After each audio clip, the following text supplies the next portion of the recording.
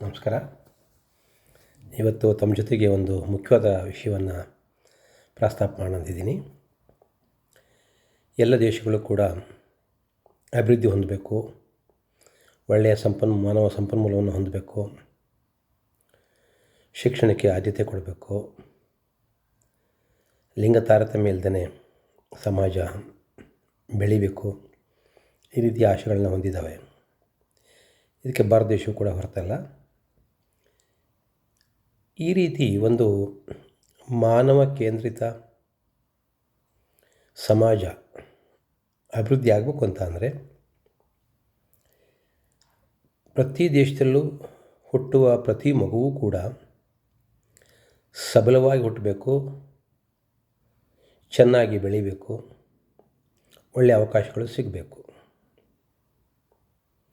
ನಾವು ಒಂದು ವಾಹನ ಕೊಂಡ್ಕೊಂಡ್ರೆ ಅದರ ಡ್ಯೂರಬಿಲಿಟಿ ಎಷ್ಟು ಅಂತ ಕೇಳ್ತೀವಿ, ಅಥವಾ ಮನೆ ಕಟ್ಟಿದರೆ ಎಷ್ಟು ವರ್ಷ ಬಾಳಬೇಕು ಅಂತ ಹೇಳ್ತೀವಿ. ಒಂದು ಮಗು ಹುಟ್ಟಿದರೆ ಎಷ್ಟು ವರ್ಷ ಬಾಳಬೇಕು ಅಂತ ಹೇಳಿ ಒಂದು ಗ್ಯಾರಂಟಿ ಕೊಡುವಂಥ ಸರ್ಕಾರಗಳು, ಒಂದು ಗ್ಯಾರಂಟಿ ಕೊಡುವಂಥ ಮಗುವನ್ನು ಹಡೆಯುವಂಥ ತಂದೆ ತಾಯಿಗಳು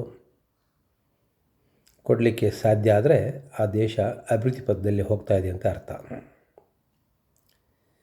ನಮ್ಮಲ್ಲಿ ವಿಶೇಷವಾಗಿ ಭಾರತದಲ್ಲಿ ಸುಮಾರು 4,500 ವಿವಿಧ ಸಮುದಾಯಗಳು, ಬುಡಕಟ್ಟುಗಳು ಸೇರಿದಂತೆ 4,500 ಸಮುದಾಯಗಳಿದ್ದಾವೆ. ಒಂದೊಂದು ಜನಾಂಗವು ಕೂಡ ಗರ್ಭಿಣಿ ತಾಯಂದಿರನ್ನ, ಕಿಶೋರಿಯರನ್ನ ಮತ್ತು ಹಾಲುಣಿಸೋ ತಾಯಂದಿರನ್ನ ನೋಡ್ಕೊಳ್ಳೋ ದೃಷ್ಟಿ ಬೇರೆ ಬೇರೆಯೇ ಇದೆ.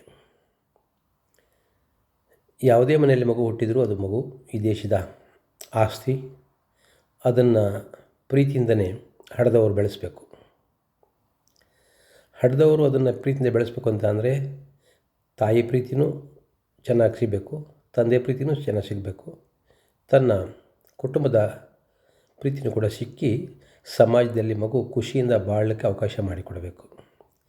ಇಂಥ ಒಂದು ಇದರಲ್ಲಿ ಈ ಏನು ಅರ್ಲಿ ಚೈಲ್ಡ್ಹುಡ್ ಕೇರ್ ಎಜುಕೇಷನ್ ಅಂತ ಏನಿದೆ, ಅಂದರೆ ಮಗು ಹುಟ್ಟಿ 1-2 ವರ್ಷ ತನ್ನ ತಾಯಿಗಳೊಟ್ಟಿಗೆ ಆಟ ಆಡಿ ಬೆಳೆದು ಆದಮೇಲೆ ಮಗುನ ತನ್ನ ಇದೇ ವಯಸ್ಸಿನ ಇತರೆ ಮಕ್ಕಳೊಟ್ಟಿಗೆ ಬೆರೆತು ಬಾಳಲಿಕ್ಕೆ ಈಗ ಇತ್ತೀಚೆಗೆ ಡೇ ಕೇರ್ ಸೆಂಟರ್ ಶುರುವಾಗಿದೆ, ಕ್ರಶ್ಗಳಂತ ಶುರುವಾಗಿದ್ದಾವೆ, ಅಂದರೆ ಶಿಶುಪಾಲನಾ ಕೇಂದ್ರಗಳು ಶುರುವಾಗಿದ್ದಾವೆ. ಸರ್ಕಾರದಿಂದಲೇ 3 ವರ್ಷದಿಂದ ಅಂಗನವಾಡಿಗಳನ್ನು ತೆರೆದಿದ್ದಾರೆ. ಅದು 6 ವರ್ಷದ ತನಕ ಅಂಗನವಾಡಿಯಲ್ಲಿ ಮಗು ಕಲಿಬೋದು. ಒಂದು ನ್ಯೂಟ್ರಿಷನ್ ಆಹಾರ ಕೊಡ್ತಾರೆ, ಚಟುವಟಿಕೆಗಳನ್ನ ಕಳಿಸ್ತಾರೆ. ಮಗು ಆಡೋದ್ರ ಮುಖಾಂತರ, ನೋಡೋದ್ರ ಮುಖಾಂತರ, ಹಾಡೋದ್ರ ಮುಖಾಂತರ, ಪರಿಸರವನ್ನು ನೋಡೋದ್ರ ಮುಖಾಂತರ ಕಲೀಲಿಕ್ಕೆ ಅವಕಾಶ ಮಾಡ್ತಾರೆ. ಇದರಲ್ಲಿ ಮಗುವಿನ ಆರೋಗ್ಯ, ಮಾನಸಿಕ ಬೆಳವಣಿಗೆ ಮತ್ತು ದೈಹಿಕ ಬೆಳವಣಿಗೆ ಎರಡೂ ಮುಖ್ಯ ಆಗುತ್ತೆ. ಇಂಥ ಕಾರ್ಯವನ್ನು ಮಾಡೋದರಲ್ಲಿ ನಾವು ಕುಟುಂಬದ ಪಾತ್ರ ಬಹಳ ಮುಖ್ಯ ಇದೆ. ಮೊದಲು ಕುಟುಂಬದ ಪಾತ್ರ, ನಂತರ ಸರ್ಕಾರದ ಪಾತ್ರ. ಕುಟುಂಬದಲ್ಲಿ ಗಂಡ ಹೆಂಡತಿರು ಮಗುವನ್ನು ಭಾಳ ಪ್ರೀತಿಯಿಂದಲೇ ಬೆಳೆಸಬೇಕಾಗತ್ತೆ. ಬೆಳೆಸ್ತಾರೆ, ಪ್ರೀತಿ ತೋರಿಸ್ತಾರೆ, ಆದರೆ ಮಗುವಿನ ಮುಂದೆ ಮಾಡಬಾರ್ದೆಲ್ಲ ಮಾಡ್ತಾರೆ. ಜಗಳ ಆಡ್ತಾರೆ, ವೈಯಕ್ತಿಕ ದ್ವೇಷ ಸಾಧಿಸ್ತಾರೆ.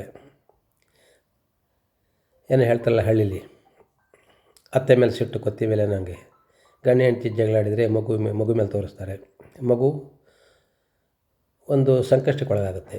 ಪ್ರೀತಿಸಬೇಕಾದಂಥ ತನ್ನ ತಾಯಿಗಳನ್ನೇ ಮಗುನ ಕಡೆಗಣಿಸಿದರೆ ಅಥವಾ ಅದರ ಮೇಲೆ ಸಿಟ್ಟು ತೋರಿಸಿದರೆ ಮಗು ಯಾರು ಹೇಳ್ಕೊಳ್ಳುತ್ತೆ. ಮಗುವಿನಲ್ಲಿ ಭಯ ಉಂಟಾಗುತ್ತೆ. ಮಗುವಿನಲ್ಲಿ ಏನೋ ನಾನು ತಪ್ಪು ಮಾಡಿದೆ ಅಂತ ಕೇಳಾರ್ಮೆ ಉಂಟಾಗ್ಬೋದು. ಸೊ ಅದರಿಂದ ಮಗುವನ್ನು ಚೆನ್ನಾಗಿ ಬೆಳೆಸುವಂಥ ವಾತಾವರಣ ಬೇಕು.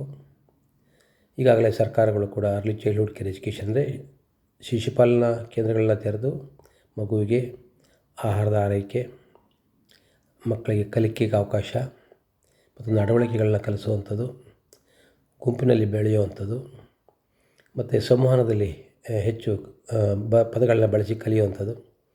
ಒಟ್ಟಾರೆ ಮೊದಲನೇ ತರಗತಿ ಹೋಗೋದ್ರೊಳಗಡೆ ಮಗು ಕನ್ನಡ ಅಭ್ಯಾಸ, ಒಂದಷ್ಟು ಇಂಗ್ಲೀಷ್ ಅಭ್ಯಾಸ, ಹಿಂದಿ ಅಭ್ಯಾಸ ಕೂಡ ಒಂದು ಪ್ರವೇಶ ಮಾಡಿರುತ್ತೆ. ನಾವು ಆದಿವಾಸಿಗಳಲ್ಲಿ ಏನು ಮಾಡಿದ್ದೀವಿ ಅಂತಂದರೆ ವಿಶೇಷವಾಗಿ 1ನೇ ತರಗತಿಗೆ ಬರೋ ತನಕ ಮಗುವಿಗೆ ತಮ್ಮ ಹಾಡಿಗಳಲ್ಲೇ, ತಮ್ಮ ಭಾಷೆಯಲ್ಲೇ, ಅಲ್ಲಿಯ ಟೀಚರ್ಸನ್ನೇ ಬಳಸಿ ಒಂದು ಕಲಿಸುವಂಥ ವಾತಾವರಣ ನಡೆಯುತ್ತೆ. 1ನೇ ಕ್ಲಾಸಿಗೆ ಬಂದಾಗ ಅವ್ರದ್ದೇ ಭಾಷೆ ಪುಸ್ತಕನ ಒಂದು 75 ಭಾಗ, ಕನ್ನಡ ಭಾಷೆನ 25 ಭಾಗ, ಹೀಗೆ 4 ಕ್ಲಾಸಿಗೆ ಬರೋ ಹೊತ್ತಿಗೆ ಮಗು ಕನ್ನಡನೂ ಚೆನ್ನಾಗಿ ಕಲ್ತಿರಬೇಕು, ತನ್ನ ಭಾಷೆನೂ ಮಾತಾಡಬೇಕು. ಹಾಗೆ 5ನೇ ಕ್ಲಾಸಿಗೆ ಹೊತ್ತಿಗೆ ಇಂಗ್ಲೀಷು ಮತ್ತು ಹಿಂದಿಗೆ ಪ್ರವೇಶ ಮಾಡ್ಬೋದು, ಈ ಥರ ಮಾಡ್ಬೋದು. ಹಾಗಾಗಿ ಮಗುವಿನ ಶಿಕ್ಷಣದ ಕಡೆ ಗಮನ ಹರಿಸೋದು, ಮಗುವಿನ ಮಾನಸಿಕ ಸಬಲತೆ ಕಡೆ ಗಮನ ಹರಿಸೋದು, ಕುಟುಂಬದ ಪರ್ಟಿಕ್ಯುಲರ್ಲಿ ಅಪ್ಪ ಅಮ್ಮಂದಿರ ಜವಾಬ್ದಾರಿ ಬಹಳ ಇದೆ.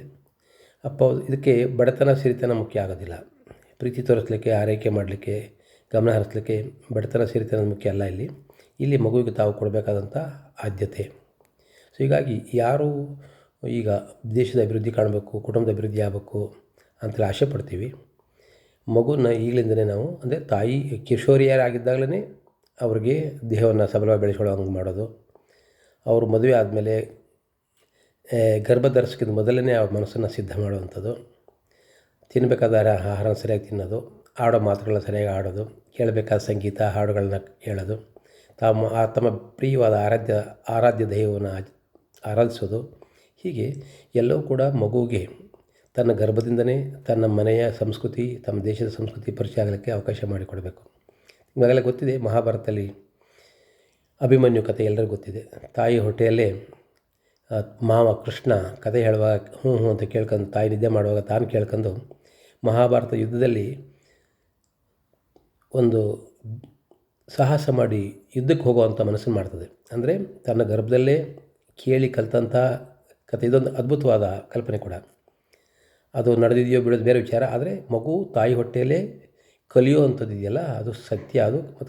ಅದು ನಡೀತು ಕೂಡ. ಸೊ ತಾಯಿ ಮನೆಯ ಮೊದಲ ಗುರು ಮಾತ್ರ ಅಲ್ಲ, ಮನೆಯ ರಕ್ಷಕಿ, ಮನೆಯ ಸುಧಾರಕಿ ಮತ್ತು ಮಗುವಿನ ಸಕಲ ಬೆಳವಣಿಗೆಗೆ ಪೂರಕವಾಗಿ ನಿಲ್ಲುವಂಥ ಒಂದು ಮಹತ್ವದ ಶಕ್ತಿ. ಇದಕ್ಕೆ ಪೂರಕವಾಗಿ ತಂದೆನೂ ಕೂಡ ನಿಲ್ಲಬೇಕು. ಸೊ ತಂದೆ ಮತ್ತು ತಾಯಿ ಇಬ್ಬರೂ ಮಗುಗೆ ಆರೈಕೆ ಚೆನ್ನಾಗಿ ಮಾಡಿದರೆ ಆ ಮಗು ಚೆನ್ನಾಗಿ ಬಾಳುತ್ತೆ ಅನ್ನೋದು ಬಹಳ ಮುಖ್ಯ. ಸ್ಕೂಲ್ಗೆ ಹೋಗಿ ಚೆನ್ನಾಗಿ ಕಲಿಯುತ್ತೆ, ಹಿಂಜರಿಕೆ ಇರೋದಿಲ್ಲ ಮತ್ತು ಕೀಳರಿಮೆ ಇರೋದಿಲ್ಲ. ತಾನು ಕೂಡ ಒಂದು ಸಬಲವಾದ ವ್ಯಕ್ತಿಯ ಭಾವನೆಯಿಂದ ಮಗು ಬೆಳೆಯುತ್ತೆ. ಇಂಥ ಒಂದು ವಾತಾವರಣನ ಪ್ರತಿ ಕುಟುಂಬ, ಪ್ರತಿ ಊರು, ಪ್ರತಿ ದೇಶ ಕೂಡ ಮಾಡಬೇಕು.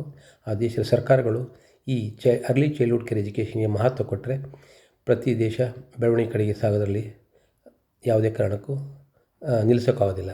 ಅದು ಬೆಳೆದೇ ಬೆಳೀತದೆ. ಸೊ ಇದು ಮಾನವ ಸಂಪನ್ಮೂಲನ ಅಭಿವೃದ್ಧಿಪಡಿಸುವಂಥ ಕೆಲಸವನ್ನು ಪ್ರತಿ ಸರ್ಕಾರ ಕೂಡ ಮಾಡಬೇಕು ಅಂತ ಹೇಳಿ ಈ ಸಂದರ್ಭದಲ್ಲಿ ಹೇಳೋಕ್ಕೆ ಇಷ್ಟಪಡ್ತೀನಿ. ತಾವು ತಮ್ಮ ಸಮುದಾಯದ ಮಟ್ಟದಲ್ಲಿ, ತಮ್ಮ ಕುಟುಂಬದ ಮಟ್ಟದಲ್ಲಿ ಈ ರೀತಿ ಸರ್ಕಾರದಿಂದ ಪಡಿಬೇಕಾದಂಥ ಸೌಲಭ್ಯಗಳನ್ನ ಪಡೆಯುವಂಥದ್ದು ಮತ್ತು ತಾವು ಮಗುವಿಗೆ ಕೊಡಬೇಕಾದಂಥ ಆರೈಕೆಯನ್ನು ಕೊಡುವಂಥದ್ದನ್ನು ಅವರಲ್ಲಿ ಯಾವುದೇ ದೋಷ ಮಾಡಬಾರ್ದು. ಶಿಶುಪಾಲನಾ ಕೇಂದ್ರ ನಡೆಸುವಂತಹ, ಸರ್ಕಾರಿ ಶಾಲೆಗಳಲ್ಲಿ ಅಂಗನವಾಡಿಗಳು ನಡೆಸುವಂತಹ ಶಿಕ್ಷಕರು ಕೂಡ 30-20 ಮಕ್ಕಳಿರ್ತವೆ, ಅವರಿಗೆ ನಾನು ಹೇಗೆ ನೋಡ್ಕೊಳ್ಳೋದನ್ನ ಪ್ರಶ್ನೆ ಅಲ್ಲ. ಆದರೆ ತಾನೇ ಒಪ್ಪಿ ಬಂದಂತಹ ಇದೊಂದು ಪವಿತ್ರವಾದ ಕಾರ್ಯ ಅನ್ನೋ ಪ್ರೀತಿನ ಮಾಡಿದರೆ ತಮ್ಮಿಂದ 30 ಮಕ್ಕಳು ಆರೈಕೆಗೊಳಗಾಗಿ ಒಂದು ಕಲಿಕೆ ಕಡೆ ಗಮನ ಹರಿಸ್ತಾರೆ. ಈ ಅಡಿಪಾಯವೇ ಮುಂದೆ ದೊಡ್ಡ ವ್ಯಕ್ತಿತ್ವವಾಗಿ ಹೊರಹೊಮ್ಮಲಿಕ್ಕೆ ಸಾಧ್ಯ ಆಗುತ್ತೆ.